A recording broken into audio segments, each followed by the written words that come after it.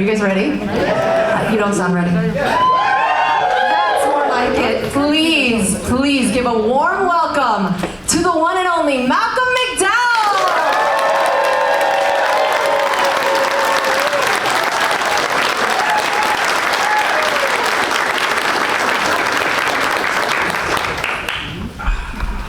Let's get comfortable. How are you feeling? You having a good time so far? I'm feeling great. Good.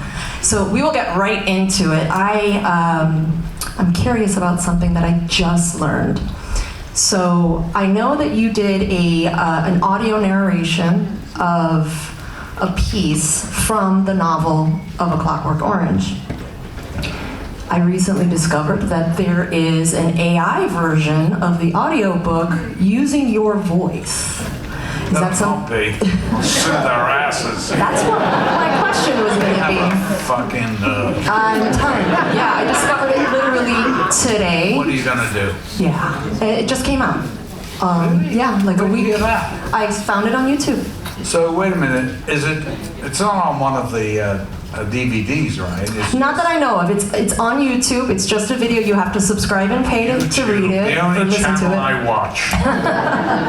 And it specifically says A Clockwork Orange novel narrated by Malcolm McDowell, and then it's got a little disclaimer that says that it's AI. So I was curious I'd love to hear it. how you felt about that. Wow. Okay, well, thank you for telling me. I'll look out for it. So if there was an actual valid and authorized audiobook for Clockwork Orange, I know there are already a couple versions. Would you ever be interested in narrating it yourself and giving us another taste of Alex? Probably not.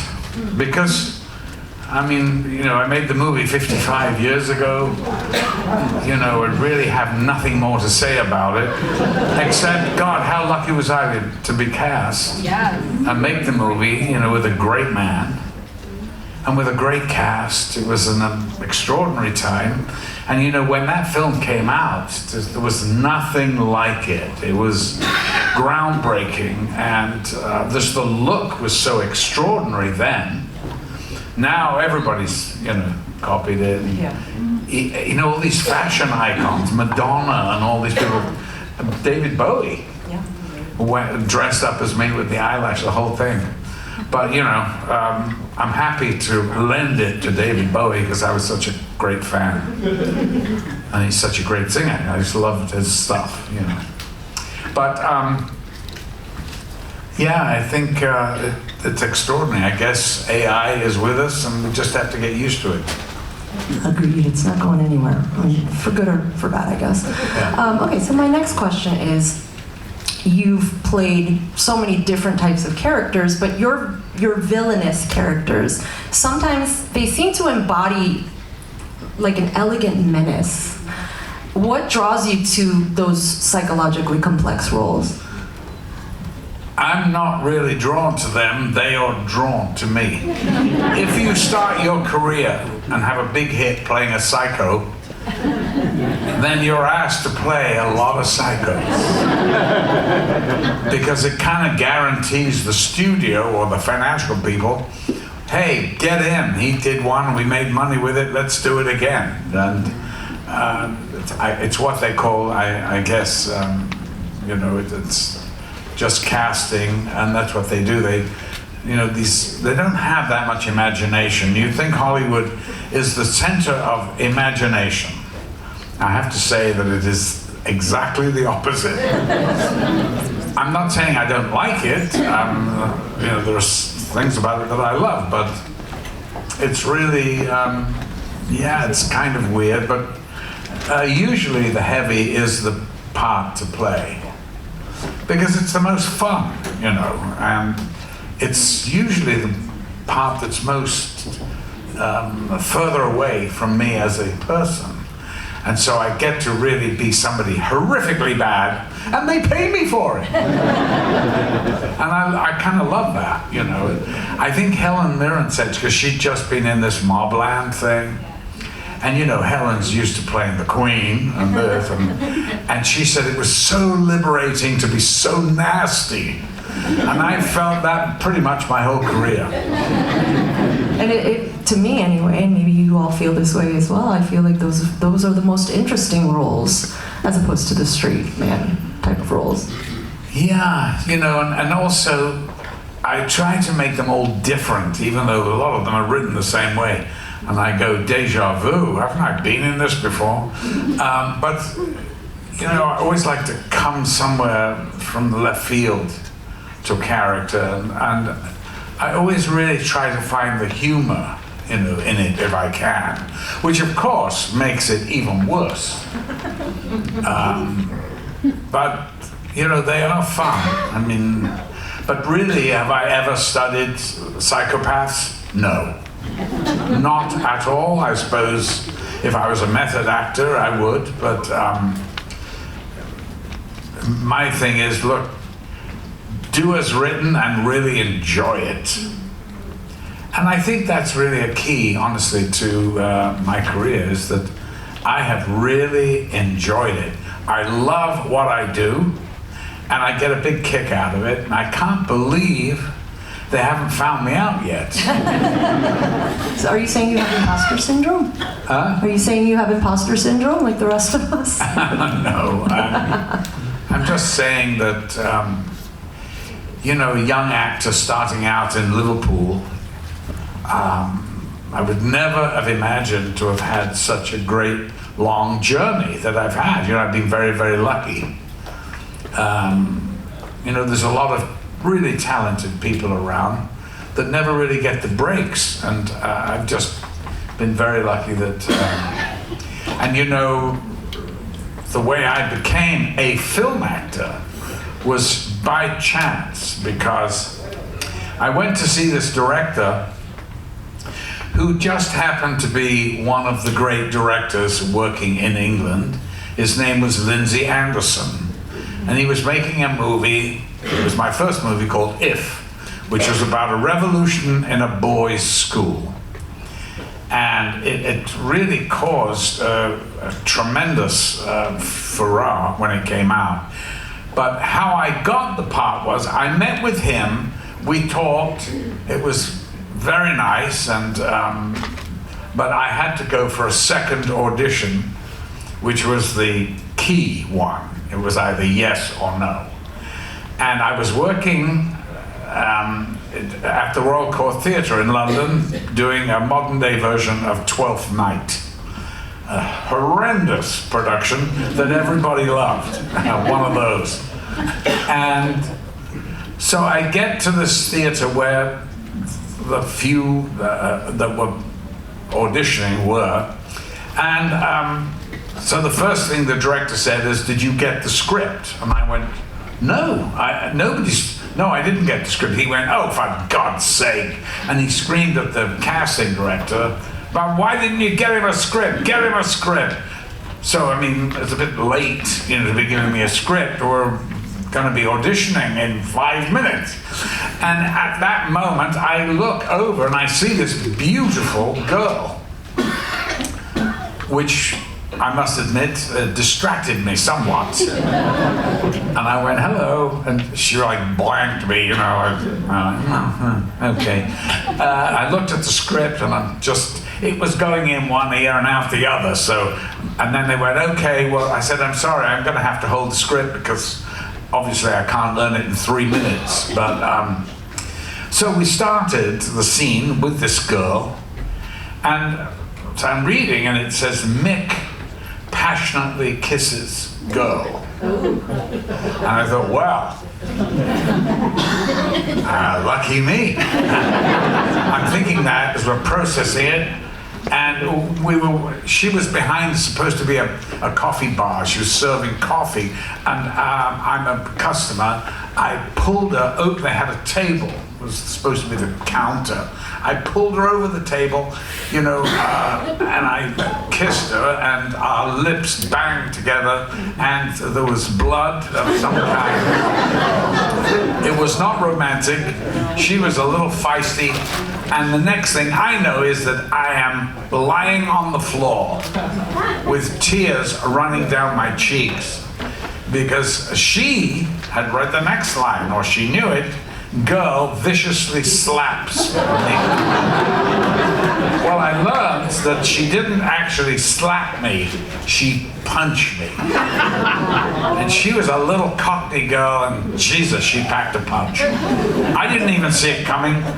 As I said, I was on the ground, on this stage in this theater, and I was tearing, and I just was so humiliated that I got up and I stalked her round the stage. It was electric. The script had gone. I didn't say anything. She just kept talking, and I just kept following her. And it was so electric that that punch that she delivered to me got me the part and started me on my way to movie stardom.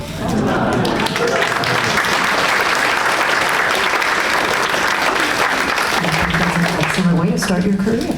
Or maybe not. So, just a preface. So, 40 years later, there was a celebratory sort of screening of the movie at the British Film Institute, and they asked me to come in from California to attend it, which I did because it was a very important movie in England.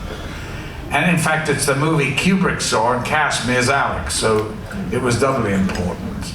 And so I go there and I said, oh, just make sure Christine Noonan's there. That was the name of the actress, right? And they went, oh, yes, we will. I get there, I'm in the wings, I'm about to walk on, all the people here for the 40th anniversary, and I said, oh, did you get hold of Christine? And the lady said, oh, Malcolm, I'm sorry to tell you that Christine passed away a few months ago. So I was like, yeah. And as she told me, they went, and here he is, Malcolm McDowell. I go on, I'm completely stunned. And I just made the whole evening a tribute to her, which indeed it should be, because I wouldn't have been there without her, weirdly. And so I was in the bar afterwards talking to one of the other actors, and we're sitting there, and suddenly this girl bounced in, and I thought, Jesus, that looks like Christine. It's almost uncanny. She came over and gave me a hug. It was her daughter, who was the same age as Christine was when she did the movie. So, if you haven't seen it, just look out. She's the only girl in it. So, and she was absolutely gorgeous, I thought. And I kept saying, she was Cockney. I'd say, hey, Christine, do you want to have a coffee? And she'd go, now. I go, okay, I hear you. How about dinner? No, why would I want to go with you? I go, well, maybe because I'm handsome, debonair, funny, and soon to be rich. She looked at me and went, no. Did you ever get that coffee with her? Well, that's a secret. And I will not tell. We can come up with our own answer to that question. So is there any role that you regret not taking or regret not pursuing more? No. I mean, there's a few that I was a bit stupid to turn down. I turned down a film with Alfred Hitchcock. Yeah, I was stupid, but the script was so bad. And it wasn't as if Alfred Hitchcock was in his bloom of youth or anything. He was just a crotchety old guy. And I read the script and I thought it was so lame. I was like, how would anybody want to make this? What was it called? I can't even remember. The one he made in England later on in his life. Anyway, it's Frenzy. Thank you. Good. Yes, Frenzy. And there were a few really interesting things in it. The one thing I remember when I saw the movie was there was a scene in a truck that was loaded with potatoes, and the corpse was under the potatoes, and the arm kept coming out, and that was really a real Hitchcock moment. But the film was pretty lame, I thought. So I passed on it, but in retrospect, I should have just done it just to work with the great man. So there you are. But I can't remember. I was doing something else. Maybe I was working on Clockwork. I don't know. So I couldn't do it. I can't remember. But certainly, I mean, if I chose Clockwork, I feel like that was probably a very good choice. That was one of the great parts of the decade, you know. Yeah. And do you have any regrets about any roles that you did play? Well, I played a lot of crap, of course, but I've been working as an actor for 60-odd years, so of course, you know, they're not all going to be great. I'm a working actor, though. I think it's, you know, if I take on a role, it's 100%, whether it's a piece of crap or not. And of course, I know when I'm working on it what it is. Let's not be stupid, you know. But I think it's my responsibility to elevate it if I can. So that's why people go, why would you do that? And I go, well, why wouldn't I? I mean, you can't always work for Stanley Kubrick. And, you know, if you make one masterpiece in your life, God, how lucky are you? So that's the way I look at it. I like to work. I do love working, and that's it. According to IMDb, you have about 280 projects, with 11 coming up. Oh yeah, probably. Yeah. Between... All right, well, this looks like a pretty intelligent, lovely audience. Of course, I can't see them. I do have a thing at the moment which I like very much called Son of a Critch. It's a television series that I do in Newfoundland, in Canada. And it's about a kid growing up in Newfoundland in the 80s. And I play the grandpa now, not even that. I'm well at maybe two, for God's sake. But I think it's a charming show, and it's on Netflix. It starts next week. Son of a Critch. So if you can look at it, look at it. We definitely will. Now, with all your projects, from TV to film to stage to voice work, they're all, you know, different mediums. How do you approach roles in different mediums, and do you have a favorite medium that you like? I think any actor really would say that he loves theater, and I'm no different. I love the theater because of the response of the audience that you get instantly. In a movie, of course, it's very different. It's a different technique. It's the same performance. I mean, it's the same commitment to a character, but you're only doing 3 minutes a day. And you've got to sort out in your mind where you are exactly in the movie. On a stage, in a play, of course, it's a continuity, and you feel it, and it's great. But I would say that, you know, people go, oh, they're so different. Well, there's a different technique. For instance, on the stage, if I want people to really look at me in a close-up, then I barely move. If I want to go to a medium shot, I move my arm, say, or my head. And immediately your brain, and if I want to see the whole thing, I'll get up and walk around. I'm doing that to you, and you don't even know it, of course. And on a movie, the director has to use the right lens. And so a close-up, you'll see a close-up, of course. And that's what he picks in the lens. So, but radio is I love radio, and I love doing voice work. I've worked on my voice, you know, I mean, I'm horrified when I see my early movies now, because I'm talking like this.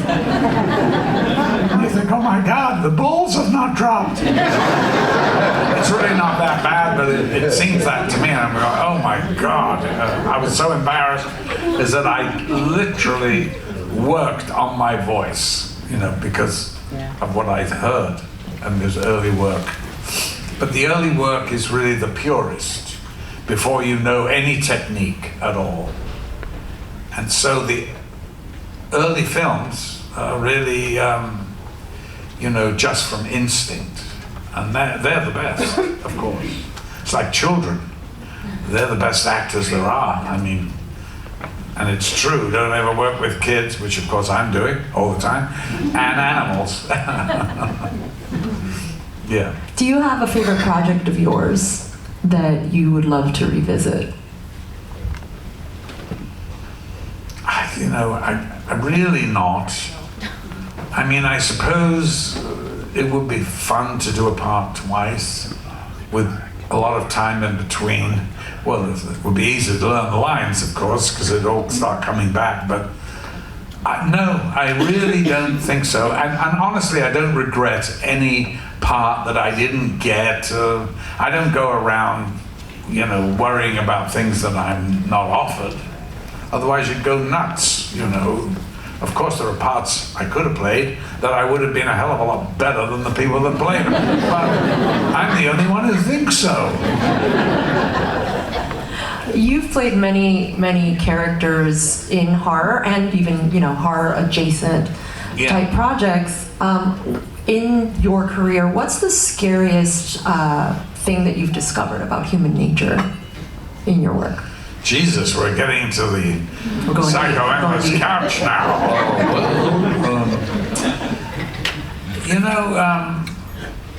I don't know. It's really weird. I'm very, very lucky that I got to do a few leading man parts, romantic leads, for example, Time After Time, which I think is a beautiful film. 3 or 4 people agree with me. But it is a beautiful film. And, I was so relieved to be offered the part of H.G. Wells, because I think I'd been in Italy shooting Caligula, which was the Gore Vidal supposed script. It was so bad, it was unshootable. Dear Gore, he's gone now, but he cast me in this movie of Caligula, and we'll talk about it because, it's come back to life, which is so weird that, so the basic story is we shot Caligula in Italy. It took God knows how long. 9 months or something. I mean, it was ridiculous. And Guccione then fired the director and put in a lot of pornography that he shot separately in another country with another cameraman, and they just put it in. So they dumped all the story about Caligula, why he acted like he did and all that. They just dumped it. They didn't care. Because he had name actors in a porno movie. And unfortunately, it made a huge amount of money. So it proved that he was right. He was a horrible man, actually, and even his own children couldn't stand it. And I don't like to speak ill of the dead, but he betrayed us anyway. So, get this. Penthouse goes broke. There's some guy in Czechoslovakia who is trying to figure out how to make money on the internet. And it comes back, of course, you make money through porn. I thought it was free, but apparently it's not. And the bits that I've seen I never paid for, but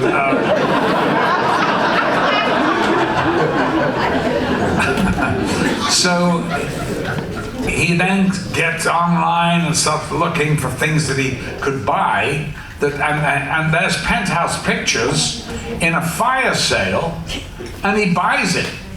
So he's this guy in Czechoslovakia, the young guy, in his 20s, I think, 28 or something. Anyway, so then they come to him and say, what are you going to do with all these, big boxes that are in storage in the valley? And he goes, I don't know. They go, yeah, but you own them now. So he sends somebody down to see what they are, and they unpack them, and he gets the report back.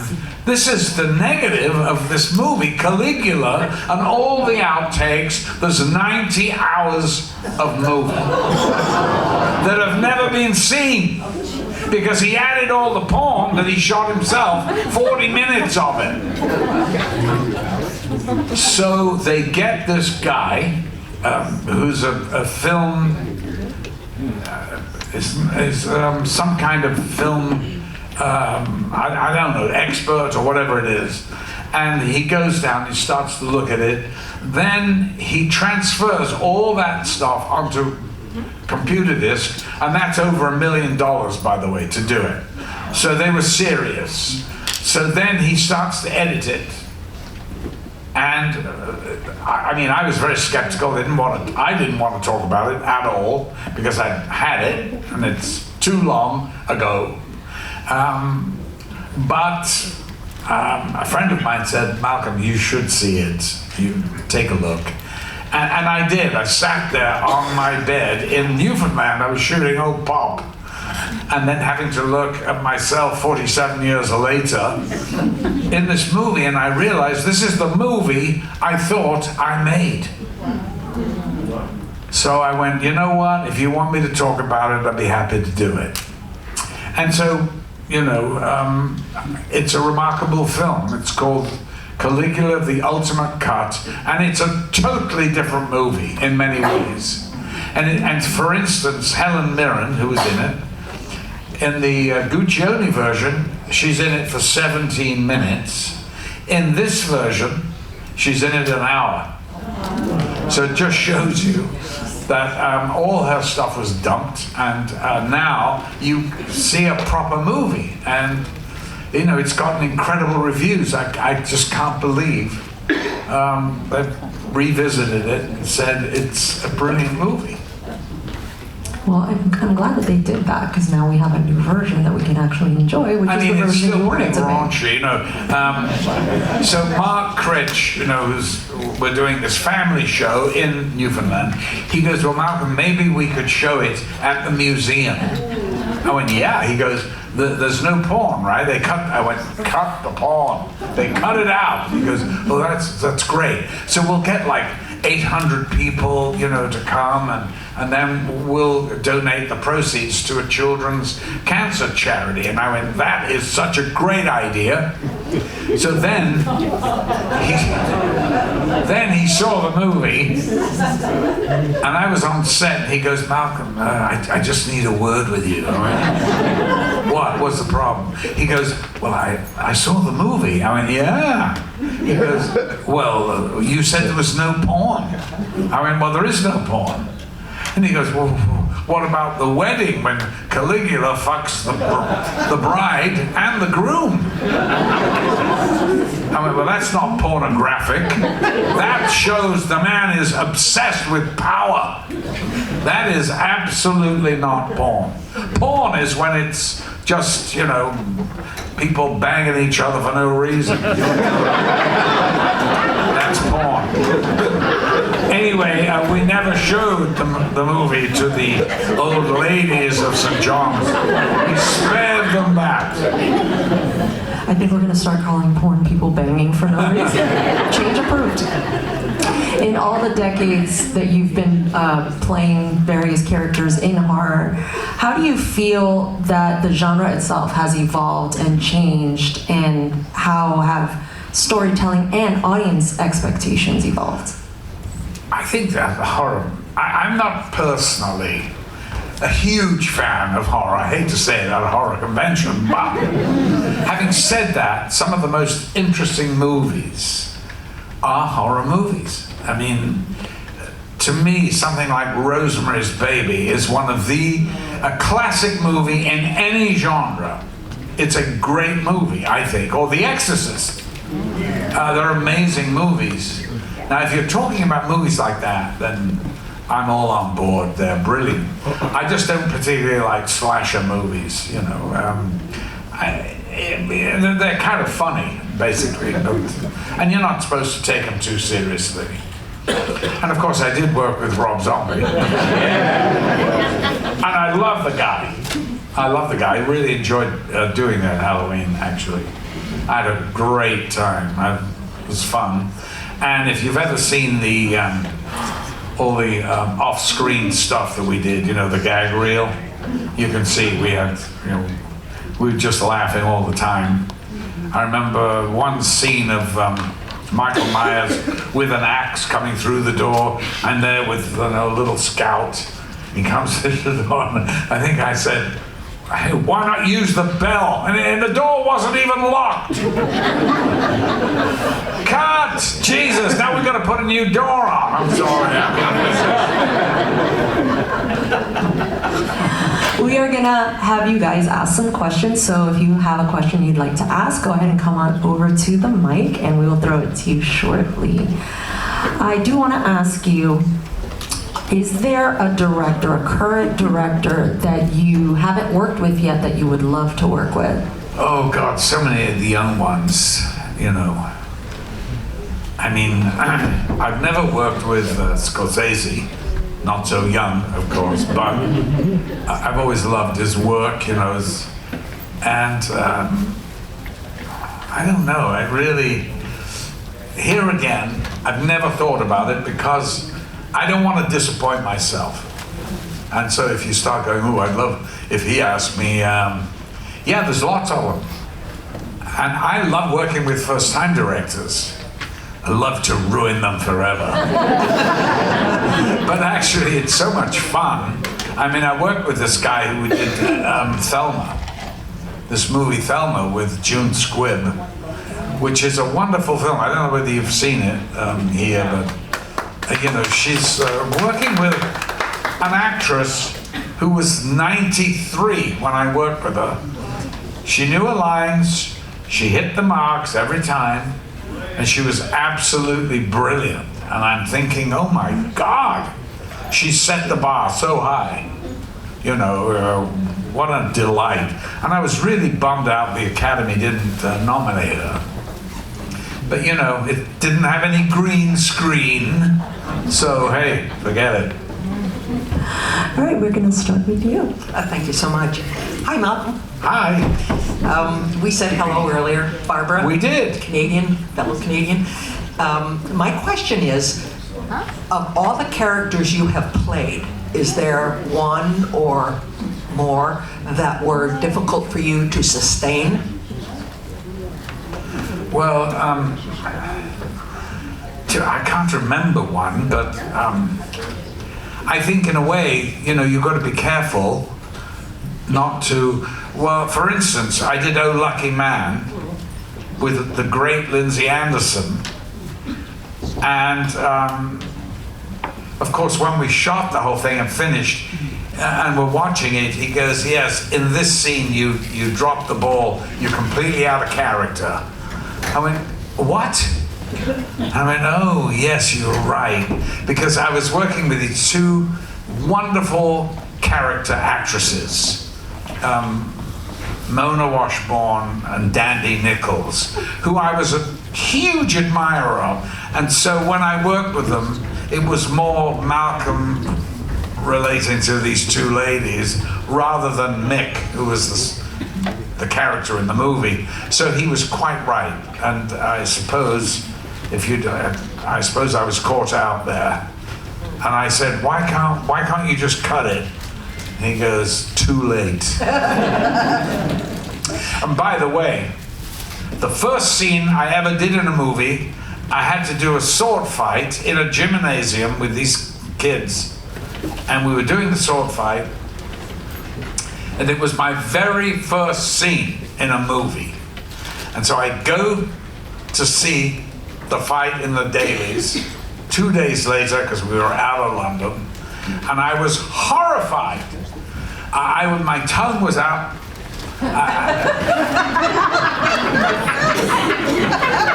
And I'm like, what? Jesus, why didn't you tell me?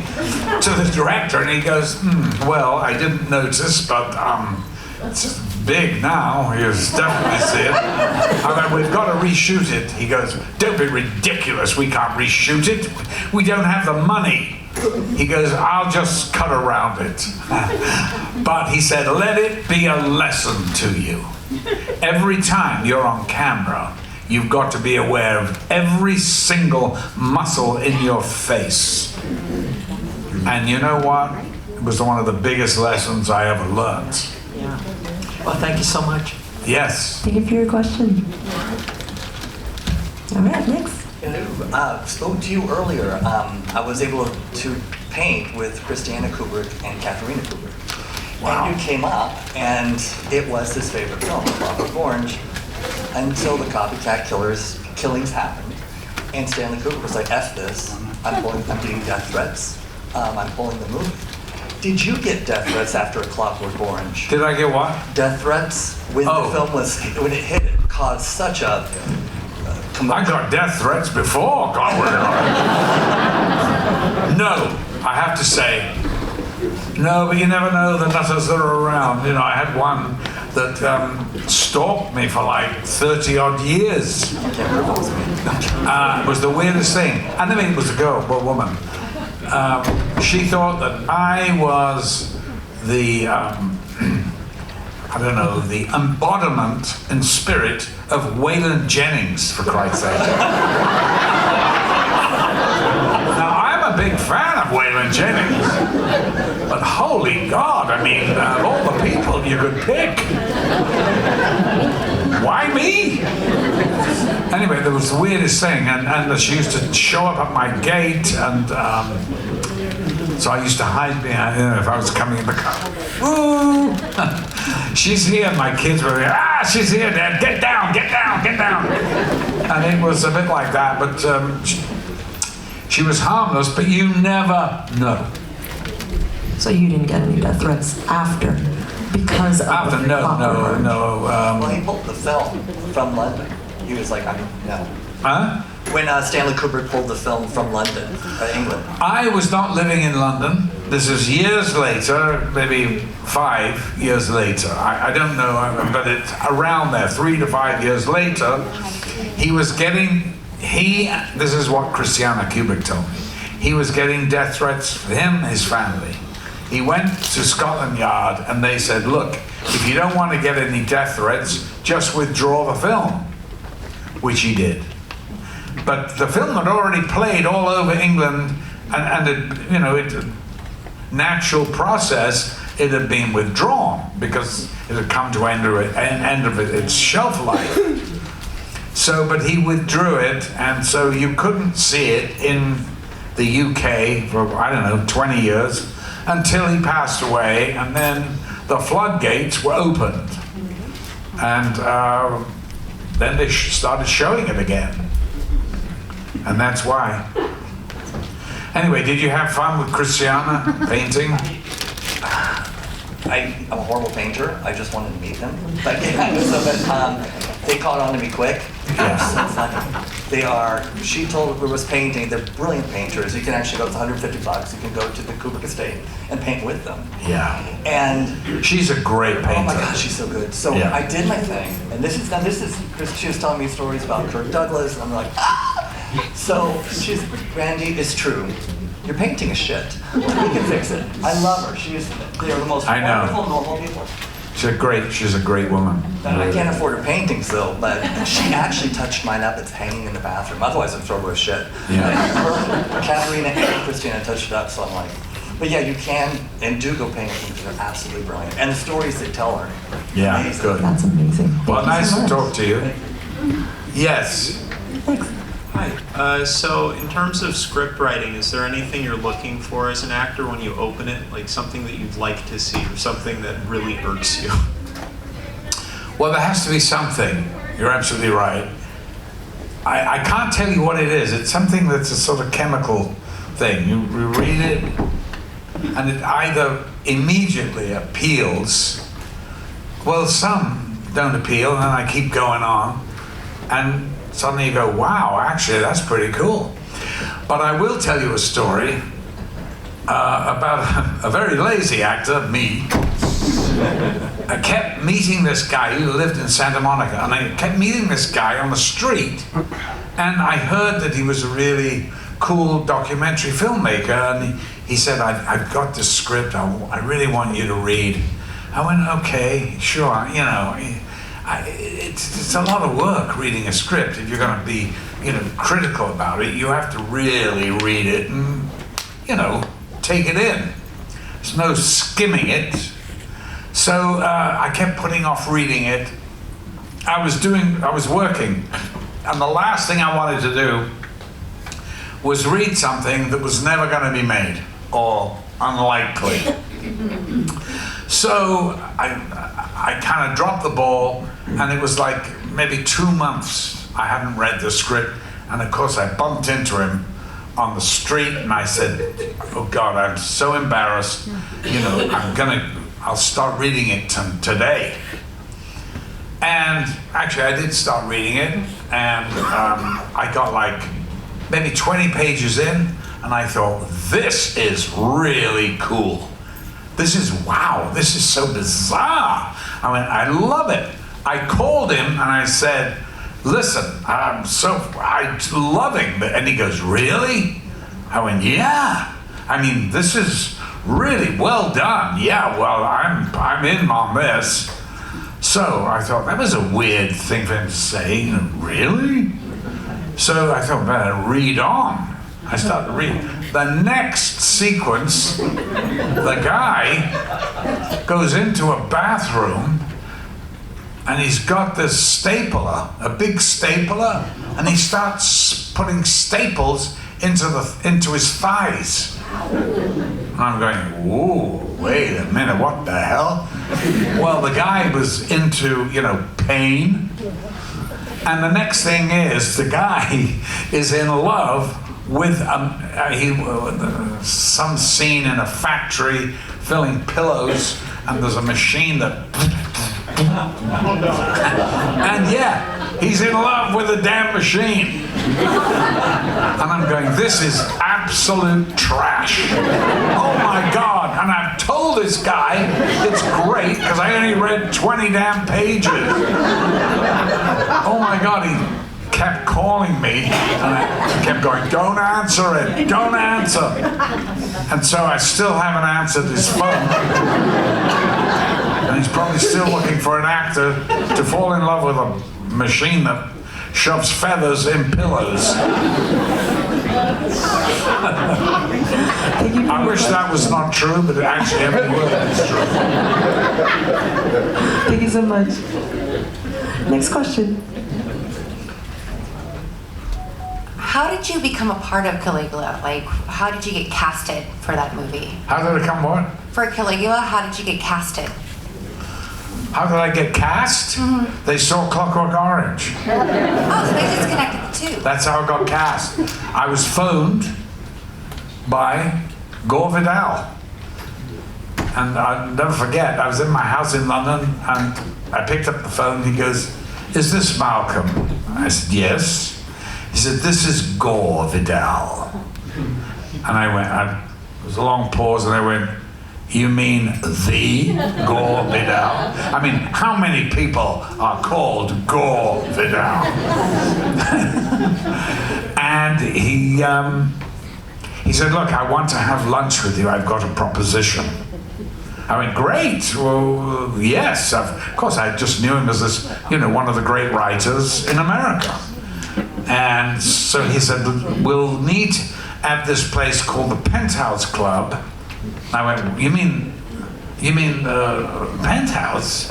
Don't you mean the other one, Playboy? Playboy has a club. He goes, no, Penthouse have one. And I went, well, I'm sorry, I'm not a connoisseur on the...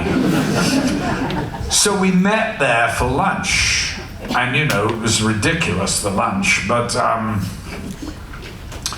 So I said, well, who's going to, pay for the movie? Is it, a studio picture? He goes, no, it's going to be Bob Guccione. And I went, the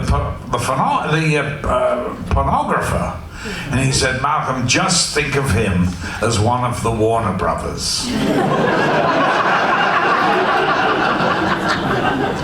swear to God, you can't make this up. And so started, and I was working with Helen, at the time with Olivier. We were doing this Pinter thing. And I said, Helen, do you want to go to Rome? She went, yeah, I love Rome. I love Italy. I went, listen, there's a part. Please come. I'll get you a load of money. She went, okay. And thank God she came because she was a mate. And it was a tough year.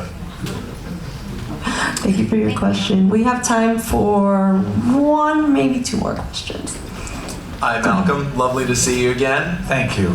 I was just wondering, were there any mementos you ever took from any of the sets that you've been on? I've always been partial to your purple coat that you wore in the record store in Clockwork Orange, but my grandmother suggested the codpiece.